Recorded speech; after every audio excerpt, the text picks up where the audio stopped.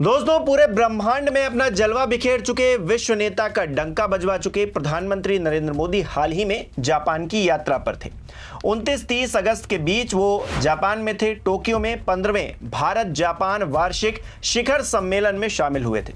जापानी प्रधानमंत्री Shigeru Ishiba के साथ शिखर वार्ता हुई। प्रधानमंत्री नरेंद्र मोदी अच्छे से मुलाकात करके वापस आ गए, लेकिन एक हफ्ते के अंदर कुछ ऐसा हो गया, जापान के अंदर एक ऐसी आफत आ गई कि शिगेरू इशिबा को अपनी कुर्सी तक छोड़नी पड़ गई। खबर यह है कि जापानी प्रधानमंत्री ने इस्तीफा देने का फैसला किया है, लेकिन अचानक ऐसा क्या हो गया?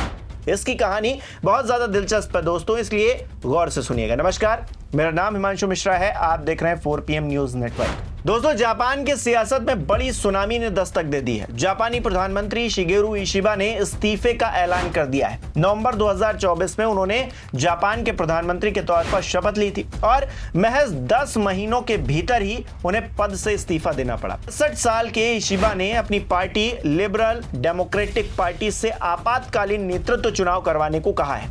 उन्होंने कहा है कि नया नेता चुने जाने तक वे अपना कामकाज संभालते रहेंगे, लेकिन अचानक ऐसा क्या हो गया? इशिबा कुछ दिन पहले ही पीएम मोदी का अपने देश में स्वागत कर रहे थे, सब कुछ नॉर्मल लग रहा था, फिर अचानक क्या हो गया?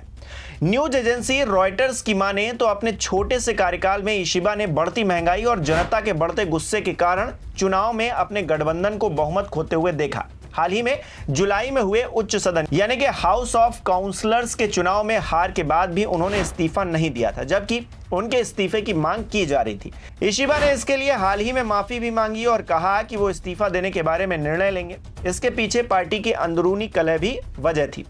हालांकि ये सब बातें दरकिनार करते हुए उन्होंने राष्ट्रपति डोनाल्ड ट्रंप के टैरिफ पर अमेरिका के साथ व्यापार समझौते पर ध्यान केंद्रित किया, जिसने जापान के अहम ऑटोमोबाइल इंडस्ट्रीज को हिलाकर रख दिया और आर्थिक विकास को प्रभावित किया।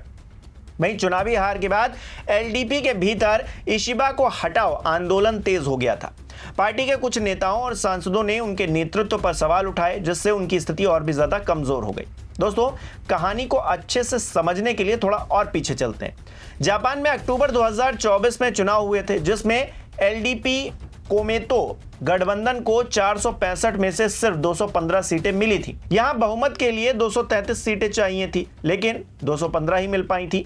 एलडीपी सबसे बड़ी पार्टी रही, कोई दूसरा गठबंधन सरकार बनाने की स्थिति में नहीं था। मुख्य विपक्षी दल सीडीपी को 148 सीटें मिली, बाकी विपक्षी पार्टियां आपस में बटी हुई हैं। विपक्ष नो कॉन्फिडेंस मोशन लाना चाहता था, लेकिन इशिबा ने चेतावनी दी कि ऐसा हुआ तो वो संसद भंग करके दोबारा चुनाव करवाएंगे, जिससे विपक्ष पीछे हट गया। अब इशिबा डीपीपी जैसे छोटे दलों से मुद्दों पर समर्थन लेकर बिल पास करवा रहे थे। बजट, सब्सिडी और टैक्स सुधार जैसे मामलों में वो विपक्ष के कुछ नेताओं को अपने पक्ष में कर पाए, यानी कि पीएम को सरकार चलाने के लिए विपक्ष के समर्थन की जरूरत पड़ रही है और यही सबसे बड़ा संकट है। ये चुनाव उस वक्त हुआ जब जापान में महंगाई बढ़ी और अमेरिका के टैरिफ को लेकर लोगों में चिंता थी। बीबीसी की रिपोर्ट बताती है कि इन मुद्दों को लेकर सत्तारूढ़ गठबंधन के खिलाफ नाराजगी देखी गई। चुनाव में हार के बावजूद प्रधानमंत्री इशिबा ने साफ कहा कि वो देश के लिए काम करते रहेंगे और अमेरिका के टैरिफ जैसे मुद्दों से निपटने की कोशिश करेंगे। हालांकि पिछले 3 प्रधानमंत्रियों ने जब उच्च सदन में बहुमत खोया था तो उन्होंने 2 महीने के भीतर इस्तीफा दे दिया था। ऐसे में इशिबा पर भी दबाव था। कुल मिलाकर जो हुआ वो पहले से ही निर्धारित था, तय था। इशिबा ने इसी महीने अमेरिका के साथ एक व्यापार समझौते को अंतिम रूप दिया, जिसमें जापानी ऑटोमोबाइल पर लगने वाले टैरिफ को 25% से घटाकर 15% कर दिया गया। इस समझौते को निवेशकों ने जापान की ऑटोमोबाइल इंडस्ट्रीज के लिए फायदेमंद माना। हालांकि इस समझौते के बावजूद इशिबा की राजनीतिक स्थिति मजबूत नहीं हो सकी।